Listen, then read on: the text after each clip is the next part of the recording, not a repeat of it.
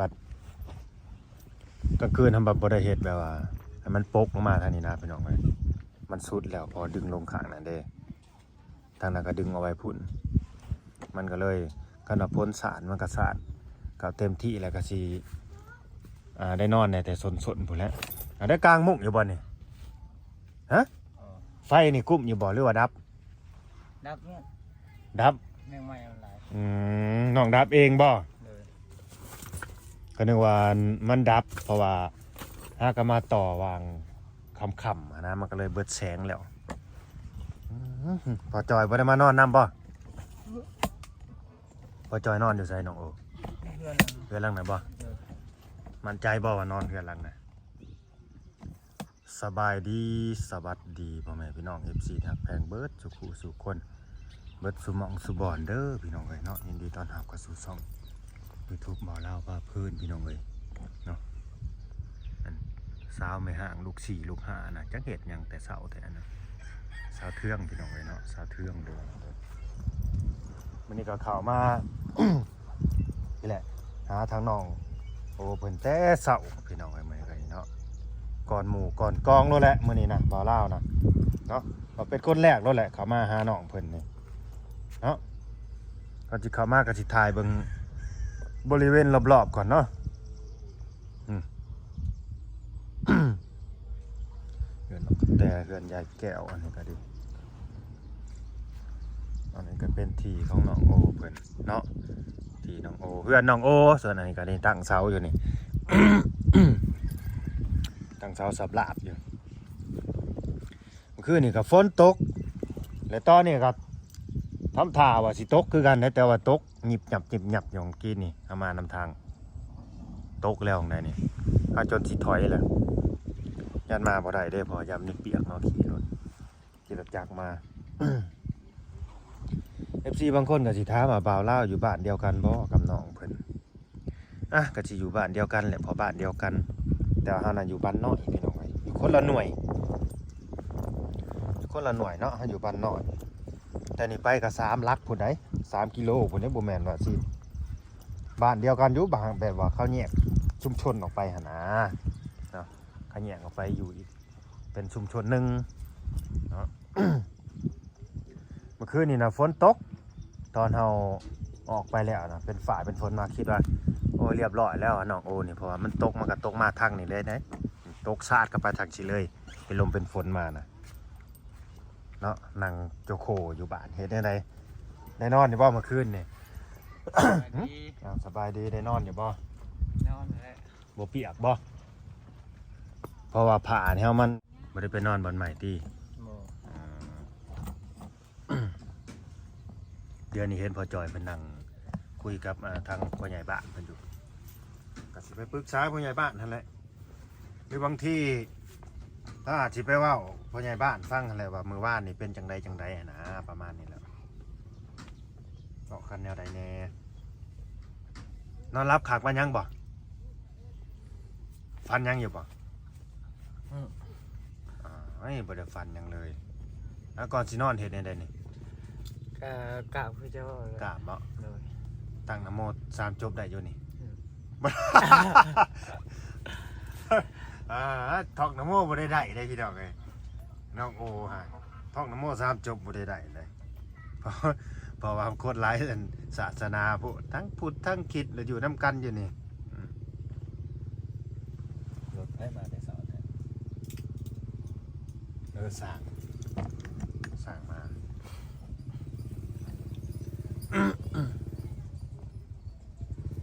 สั่งมาแต่เช้าแท้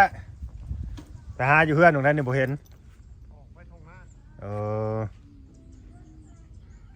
คือมืดฝนแท้เห็นได้ไรบ้านนี่ เมื่อวานหลังคาเนี่ย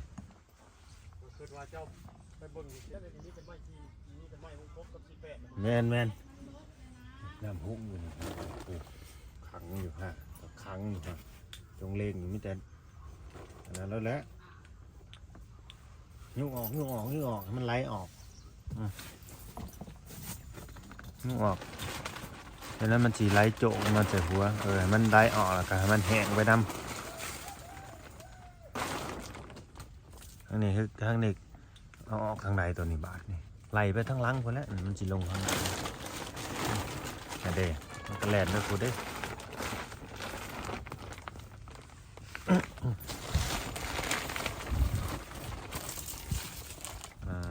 เจ้าในแห่งหลายเจ้าเลย น้ำนะ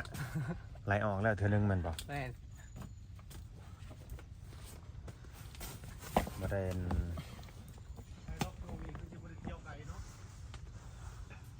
เมื่อนี้ว่าสิออกไปข้างนอกอยู่สิไปพุ่นแหละไปสิไปเคลียร์งานนะเหมือนนี้แต่ว่ามาแต่เช้านะก็ว่าสิไปข้างนอกไปเคลียร์งานกับทางพุ่นแหละทางแก่งกอกเมืองชนพุ่นน่ะไปนำบ่ไปนำบ่ ไอ้เจ้าได้ผม ยันน่าอยากไป เมื่อยได้นั่งรถก็ได้ นั่งรถก็เมื่อย แม่น ไปแล้ว ไอ้เจ้าได้ผลน่ะ มันสิโตบนมือมันสิว่านได้ซะบ่เขาน้ำบ่หลายติ โตโบเองจำนี่บ่มีน้ น้ำบ่หลายใครอยู่ซะ ำแล้วจะออกไปนะครับ โอเคไปมุมน่ะให้นั่งนำน่ะไปหมู่น่ะ อ๋อผล พลลิ้นพี่น้องเอ้ยพลลิ้นปานเดือน9เดือน10นะบาดนี้ได้อาบน้ำที่เมื่อคืน ครับ อาบได้ตั้งได้อาบได้น่ะ แม่นน่ะบ่อาบได้โดนปูนแล้วบ่ โมแม่น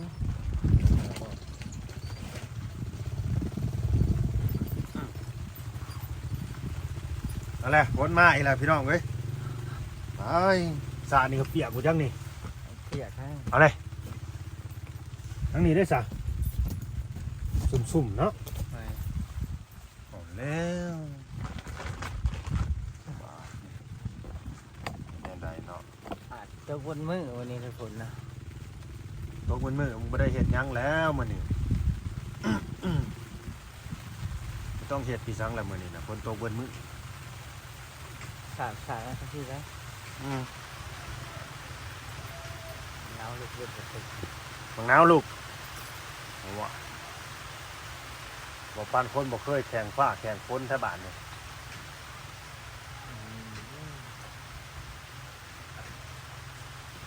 ร้านบ่ได้หายบ่เมื่อคืน หายอยู่ หายแต่ตอนบ่ล่าอยู่นะบ่บ่แล้วมันก็เศร้าบ่เออ มาเลยเด็กหน่อยมันตื่นบนอยู่บนนอนเด้บางทีมันก็เป็นแน่นั่นแหละเด็กหน่อยน่ะอยู่ไสคือกันตอนเขาใหญ่บ่อนใหญ่ที่นะมันยังบ่ทันฮู้จักพี่ชังเด้คือผู้ใหญ่ได้2-3 ปีนะ2-3 ปีก็ยังให้ได้คันใหญ่บ่อนใหญ่ที่ก็ตามมาแหละพี่น้องเอ้ยสร้างเพิ่นมาถามบ่าวลาวว่าอันนี้ได้ว่าซั่นมีไม้แหละบ่คันบ่มีนี่สิไปหาหวานเข้าอะไรได้ว่าซั่นโอ้ยบ่าวลาวก็บอกไปตามตรงเลยแหละยังบ่มีได้พี่น้องเอ้ยว่ามีแต่เสาดั้งมันต้องได้ใส่ใส่ค้างก่อนบัดนี้มันจะเอาเสาตั้งขึ้นได้จะแม่นความเพิ่นอยู่บัดค้างมันยังบ่มีคือว่าเอาหั่นแหละพี่น้องเอ้ยแม่ฮักเพิ่นก็คือสีเงียบๆนั่นแหละคือยังบ่ว่าจังใดอยู่ หลายคนละคนก็สิเห็นอยู่ดอกบ่าวลาวแบบว่าเปิดสมทบทางช่องอื่นหั้นนะว่าพอแจ้งไปแล้วว่ายังบ่มีเด้อนั่นอันนี้ก็ดีการสร้างนะเขาแจ้งไปแล้วในคลิปนะว่ามีสมทบเข้ามาแล้วนะเจ้าหนึงการสร้างแต่มันก็น่าสิมีมาเรื่อยๆหั่นแหละพี่น้องเอ้ยเพราะว่าเฮาเปิดสมทบอยู่ทางตัวน้องเพิ่นก็แบบมีคนหักคนเมตตาหลายอยู่หั่นนะคนหักคนแพงหลายอยู่ก็น่าสิมีอยู่ดอกเพราะว่ามีผู้ใหญ่เพิ่นถามมาอยู่แต่ละช่องก็ว่าอิหยังพอแล้วบ่หรืออิหยังบ่ได้พอนะก็เพิ่นสิสมทบมาหรือเพิ่นสิโยนมาเพิ่นก็บ่กล้าเพราะว่าน้องนั้นโอ้นี่ว่ามีแม่ฮักหั้นนะพี่น้องเอ้ยอันนี้หลายคุยแล้วคนก็เชื่อได้ว่าแม่ฮักน้องเพิ่นนี่สิเฮ็ดผู้เดียวบ่หั่นนะสิโยนนั่นงบมาผู้เดียวเฮ็ดผู้เดียวเลยบ่คือมาเปิดตัวใหญ่แท้อย่างสั้นอย่างซี่ บ่แล้วบ่แม่นได้พี่น้องเอ้ยที่เพิ่นเว้ากับบ่าวลาวแรกๆนะก็ว่าบ่เพิ่นว่าก็ซอยกันเพิ่นว่าเนาะเพิ่นบ่ได้ให้มีแต่ยินดีนำมีแต่สาธุนำเพิ่นว่ากันว่าไผสิเข้ามาสมทบมาซอยกันก็ดีก็คือนี่แหละคือเพิ่นเว้านี่แหละตอนนี้ก็เงียบไปแล้วบ่ได้ว่าจังไดเสาก็ตั้งขึ้นนะบัดสร้างสิมาดำเนินการต่อกันเมืองการบ่ได้เสาก็ตั้งขึ้นแถมค่าสร้างก็ให้เฮาถามอีกบาทนี่ค่าสร้างเฮาก็ถามไปแล้วค่าอุปกรณ์เฮ็ดเรือนนี่เฮาก็ถามไปแล้วคร่าวๆแล้ว ถามหานไม่อีซื่อเด้จนให้เขาจดเขาแต้มให้แล้วก็คู่ราคาคร่าวๆ39 ล้านนี่เขาบอกนะ 39 ล้านกีบนะบัดยังบ่มีงบบาทนี่พี่น้องเอ้ยน้องโอกันหน้าหยุ่งไปเลยแล้วเว้าเรื่องกันเครื่องเฮือนงบเข้ามานี่อยู่เห็นอะไรแล้วเนาะมันก็อิงตามบุญวาสนาเฮานั่นแหละแล้วก็บางทีผู้รักผู้ใหญ่เพิ่นก็ยังเบิ่งเฮาก็มีเบิ่งการกระทำเด้เบิ่งว่าสิเป็นแนวใดเสมอต้นเสมอปลายบ่และมื้อน่ะอย่าลืมเด้อว่าเฮาไปไหว้พระมื้อน่ะน้องไปปฏิญาณตนไปสาบานตนแนวใดต่อหน้าพระธาตุอิงหัง ตัวนี้อย่าลืมแท้ๆเด้อจะน่าลืมเลยถ้าเกิดแล้วมันเกิดยังขืนกับน้องที่หลังเลยปะจ๊ะโอ้แม่นแหละเขาเคยไปสาบานแล้วลื ตึ ม งใจนะครับ สาบานมื้อนะบ่แม่นนะคนคิงบ่าวเล่าแตกเงือกๆโดนใด ลูกเพื่อน ตอนพาน้องเว้าน่ะอะแล้ววะ ป๊าดโธ่ว่ะบ่ธรรมดาเด้ออันนี้คนคิงพี่น้องเอ้ยแตก นี่แหละคือสิ่งที่ว่าสีเขาเรียกว่ามัดใจแล้วก็สีเหตุให้น้องเพิ่นนี่บ่ลืมนะบ่ลืมว่าเฮาเคยเว้าหยังไว้แล้วก็สัญญาหยังไว้แน่กับผู้หลักผู้ใหญ่เพิ่นถ้าน้องเฮ็ดได้มันก็เป็นผลดีต่อน้องเด้อเป็นผลดีทั้งนั้นล่ะนกเว้นเท่าเห็ดบ่ได้ถ้าเราเห็ดบ่ได้แหละผลบ่ดีมันสิตามมาบัดนี้มันสิตามมาแบบบ่หยุดเลยนะแล้วก็สิค่อยตกระกำลำบากไปนำบัดนี้คนก็จากที่เพิ่นหักเพิ่นก็สิบ่หักหั่นละบัดนี้สิกลับมาเป็นนั่นหยังละบาดกลับมาเป็นบ่าวโหดบ่าวโอยคนเดิมก็บ่ไหวได้อเฮ้ยมาแล้วไหลลงมาแล้วบาดนี้พี่น้องเอ้ยยังถ่ายที่บ่จบลงให้เบิ่งบริเวณรอบๆก่อนมึงดูนี่กระตุกกระต๊อบเพิ่นเปียกสาดนี่ก็เปียกแล้วนี่เดี๋ยวกลางเว้นนี่ให้น้องถือไว้ซะเพราะว่ามันสิถ้ามันตกแห้งมันแห้งสิเปียกกว่านี้เด้นี่เอาแล้วรถก็ดีเนาะบ้านนี้เปียกเฉยมาจอดตากฝนไว้อีกบ้านรถมาเล่ากัน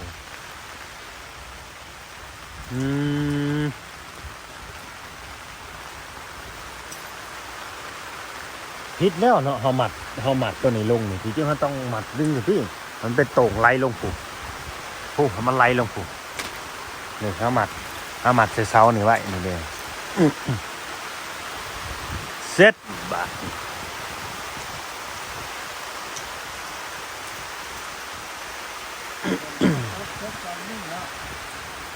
ป้านี่ครับสิเอาแบบว่าเอาเข่าเอาหน้ามาหนึ่งกินเองนี่โอ้ยังบ่อยากคิดสภาพเลยได้นี่สิไปหนึ่งแบบได้สิไปเห็ดในแดนถ้าฝนตกตลอดนะ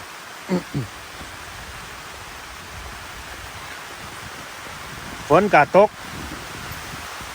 เพื่อนกะสิเห็ดบ่แล้วบาทนี่พี่น้องเลย เครื่องกับมันเด็กครบถ้ามันตกอีหลีตกน้ำอีหลีก็ห่วยสร้างเขาก็เฮ็ดบ่ได้ดอกมีแต่เขาสิไปหาเฮ็ดให้เฮ็ดหน้าหั่นแหละบางคนก็คันว่ากล้าเขายาวเนี่ยเขาก็สิไปดำหน้าพุ่นแหละ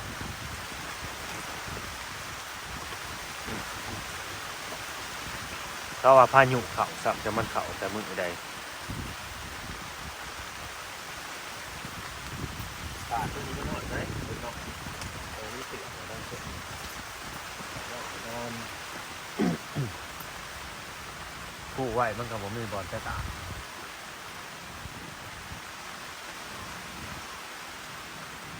เพื่อนเดียแก้วนี่ก็เปียกบ่เนาะคนโตแก่เนาะ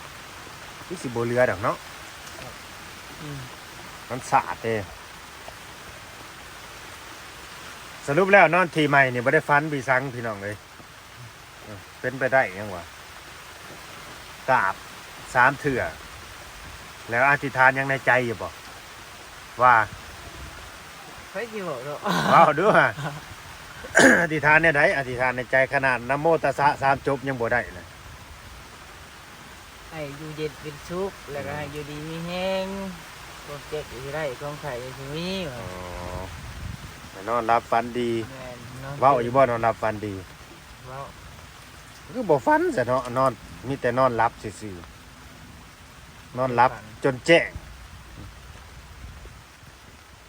อยู่เย็นเป็นสุขให้อยู่ดีมีแห้งให้ผู้รักผู้ใหญ่เป็นหักเป็นแพงซอยเรือลูกเฮือนลูกแล้วไว้เด้อบ่ฝันบ่ฝันก็บ่เป็นหยังพี่น้องเอ้ย บางทีเฮายังบ่ทันได้ฝันก็มีเพราะว่าคืนแรกนะ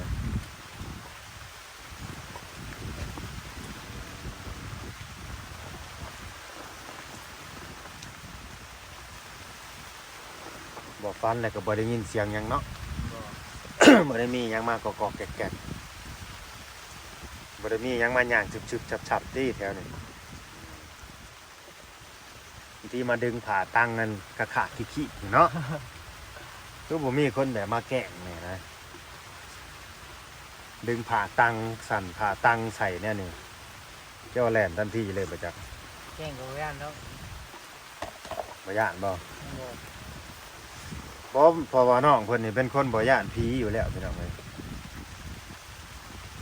แม่นบ่น้องโอบ่ย่านเลยเนาะขนาดนอนอยู่ในเฮือนหลังน่ะผู้เดียวยังนอนได้ บ่ย่านแล้วก็ไม่ได้ลบหลู่อีก อยู่ไผอย่ามันเนาะ แม่น อยู่ไผอยู่มันไปทางไผทางมันหั่นนะคือแม่นแหละเฮาบ่ได้ลบหลู่มีแต่ว่าเขาบอกได้ที่ว่าเฮาฮู้เฮาก็เก่งๆไว้หั่นนะก็บ่ไปใกล้ไปลบหลู่ไปต้องก็ตามนั่นแหละพี่น้องเอ้ยก็คือสิบ่มีหยังดอกเนาะบัดนี้สิให้น้องเพิ่นลูกไปหาล้างหน้าล้างตาและแบ่งปอกแบ่งฟันนี่แหละล้างแล้วบ่หน้าตา โอ้เขาคือตื่นแต่เช้าแทนมื้อนี้เนาะทั้งน้องสาวน้องเคยเพราะว่าอยู่กันครบเด้ เอาน้องตุ๊กเด้อลูกกันหมู่นะ เห็นบ่ น้องตุ๊กลูกแล้วก็มานึ่งข้าวนึ่งหยังเนี่ย นึ่งแล้วบ่ นึ่งแล้ว เออ น้องตุ๊กมาแล้วเบาครับเบาแล้วจะเพิ่นเลย เบาแล้วบัดนี้เนาะ แนวมันเลยกันน้องตุ๊กมาอยู่แล้วก็น้องตุ๊กกูแล้วสิเป็นนั่นคนคอยหนึ่งข้าวหนึ่งน้ำล้างถ้วยล้างจานบัดนี้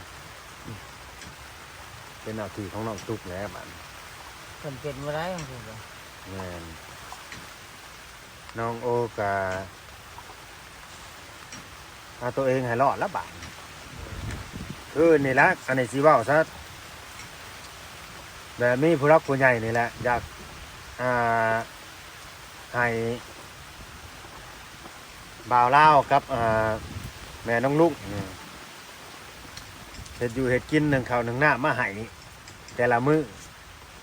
แต่ก็สิให้น้องเพิ่นไปหาอยู่หากินคือกันและกลางค่ำกลางคืนพี่น้องให้เป็นเยื่องคือกันถ้าว่าอยากกินกบกินเขียดกินอิหยังก็ดียามเฮ็ดออกให้เป็นเยื่องเฮ็ดมากินอยู่บ่เฮ็ดยามหน่อไม้ออกไปหาหน่อไม้กลางเวียงกลางเว้นก็ดี เดี๋ยว หาหน่อไม้มาแล้วก็บัดเวลาบ่าวลาวมานี่เนาะหรือว่า น้องกับบ่มีรถให้ได้ไปส่งกันว่าสิให้ไปส่งให้เฮ็ดมาให้อยู่ให้กินก็เวลาบ่าวลาวเข้ามานี่ก็เอามื่อเฮ็ดให้เวลาเข้ามาก็มาส่งให้ประมาณนั้นแหละเนาะพี่น้องเอ้ยก็สิได้จบคลิปไว้ซ้ำนี่เด้อพี่น้องเอ้ยเนาะขอบคุณ FC ที่เข้ามาเบิ่งมาชมเนาะที่แรกเฮาก็ว่าสิออกไปข้างนอกแหละเบิ่งสถานการณ์แบบนี้มันสิไปไสได้อยู่บ่นี่มึงดูมันแห้งสิแห้งเข้าได้นี่เฮ้ยแต่ว่าหินกับทรายมันก็ได้ใส่มันแน่แหละมันก็กระจายเนี่ยก็บ่เป็นหยังดอกพี่น้องเอ้ยเนาะแต่จังได๋ก็สู้ๆต่อไปเด้ออดใจรอเนาะอดใจรออดทนรอกันต่อไปพี่น้องเอ้ยอยู่ดีแม่งครับแพงแบ่งปันกันสบายดีเนาะสบายดีสบายดีพี่น้องเอ้ยเดี๋ยวเราก็จะเข้าไปทางเพื่อนรุ่มเพิ่นก่อนเนาะไปถามเนาะกระตุกเพิ่นว่าเป็นจังไดผู้สาวเทื่องคือกินข้าวแต่เช้าเนาะทางนี้น่ะกินข้าวนะอยู่ดีมีแห้งครับแพงแบ่งปันกันเด้อพี่น้องเอ้ยเนาะสบายดี